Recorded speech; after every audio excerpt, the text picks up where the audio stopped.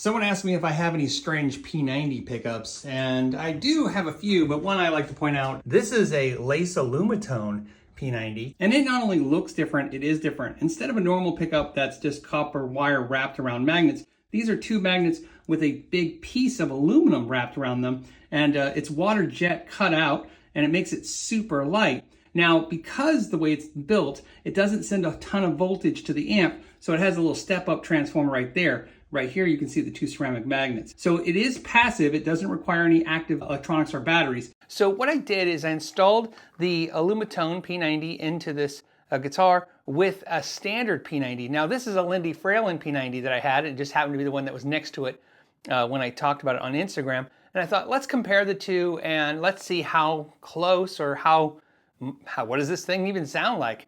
And before I go into that, I'd like to also point out, if you like videos like this, I'd appreciate you giving it a thumbs up. And also keep in mind that I do deep dive videos where I go through guitars in really detail. And I do those on Wednesdays at 3 o'clock. And I have a podcast on Fridays at 3 o'clock. If you'd like to check out those, don't forget to subscribe. Now, the first thing I want to tell you is that Lace's website suggests that you use a 250K potentiometer with a 0.22 microfarad capacitor for the tone control. And that's what I've set up on this guitar. I'm going to start running through my Tone King amp on the dirty channel. We usually start clean.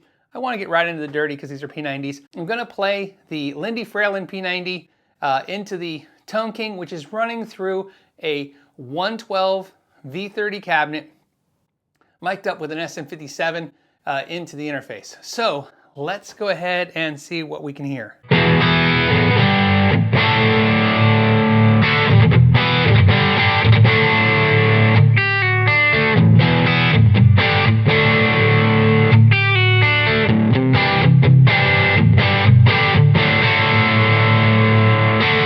And now we have the Aluma tone in the bridge position. Same setup.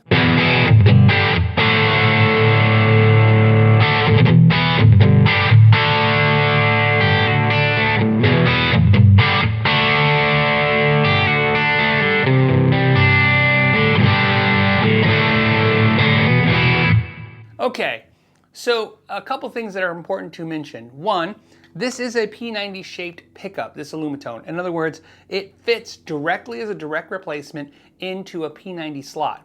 So technically, what I think I hear and what I can kind of tell from it is, it doesn't sound super P90. It sounds kind of still like a humbucker. It has a little bit darker, less punchy sound, kind of like what a humbucker is notorious for. Something super important to mention is it's super articulate. So let's just play a chord and hear what we can hear when it comes to string definition with the two pickups. Starting with the lace on the bridge, here we go.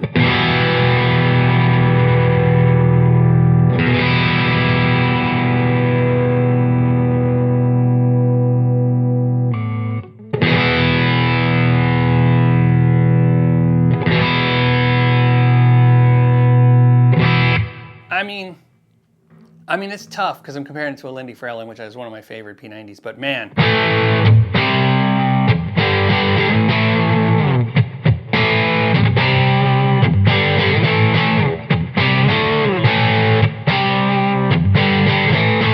Okay, back to the Aluma tone.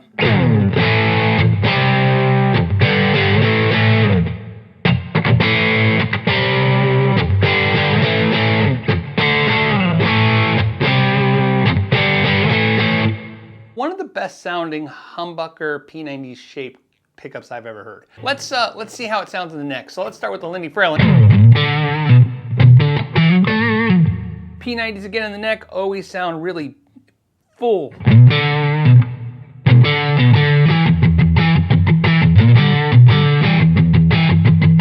Just a lot of.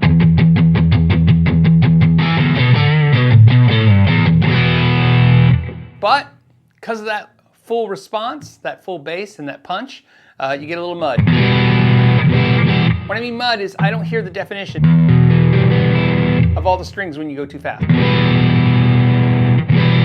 Now let's try the Aluma tone in the neck.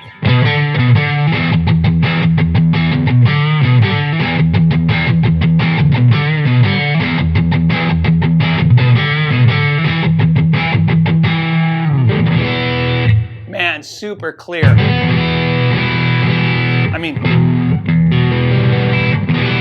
I I can hear every string. I lose a little bit of the bass response, but the clarity, and there's a little bit of a punch, a little bit. Let's turn that tone control quarter turn back.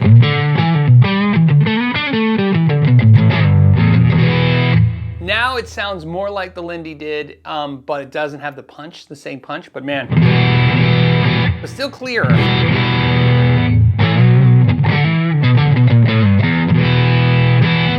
Okay, so now we're on the clean channel on the Tone King amp. Let's go ahead and start with the Aluma tone in the neck position.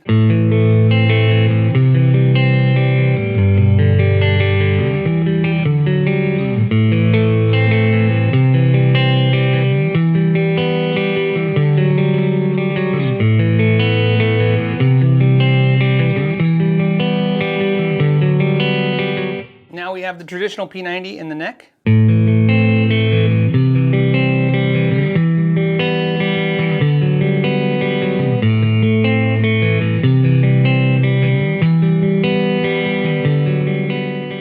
I mean, I really like that P90.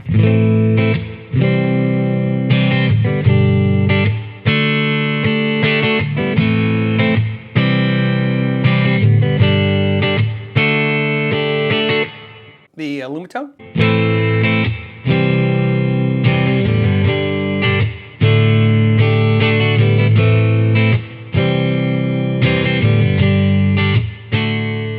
I mean, again, the Aluma tone always kind of sticks out to my ears as being more high fidelity, more clear, a lot less low frequency, a lot less punch on the amp, and just kind of more of an even sounding pickup. And I like them both. There's things to like about absolute both. Let's go to the bridge, and then we'll do some final thoughts. On the bridge, we're going to start with the traditional P90. Here we go.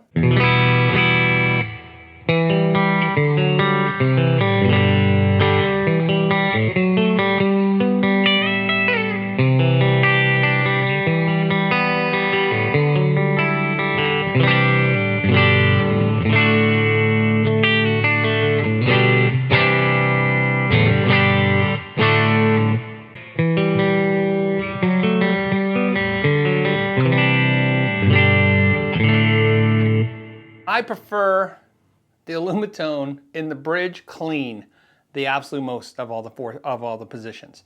In the neck, I'm torn. I like the Aluma tone for the clarity, but I kind of still like that P90 punch. And then for overdrive, I absolutely love the traditional P90 in the bridge. So it's really strange because there's just things I like about both pickups. And of course, you know, in contrast, if you mix them, you can mix them.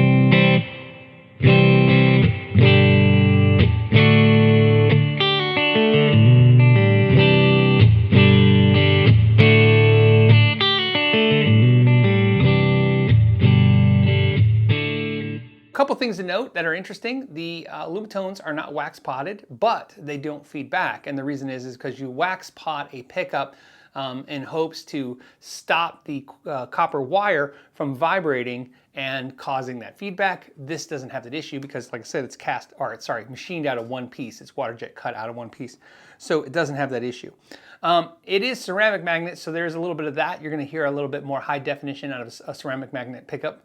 In this particular situation, I would definitely say that if you have a guitar and has P90s and you're hating everything about it and you're not liking P90s, but you're stuck with that shape, I might consider this. In fact, I would highly probably suggest this over getting the adapter and a mini humbucker drop-in for a P90. Price-wise, these are about $129 and they're made in the USA, so they're on par with most pickups out there. But out of all the Aluma tones, these are probably my favorite. Probably these, then the humbuckers, then the single coils. But again, there's just something about these that I really like. As always, I appreciate your time and thank you for subscribing. And until the next time, know your gear. If you'd like to hear how this sounds compared to a regular P90, let me know in the comments down below. If I get some interest, I'll make the video.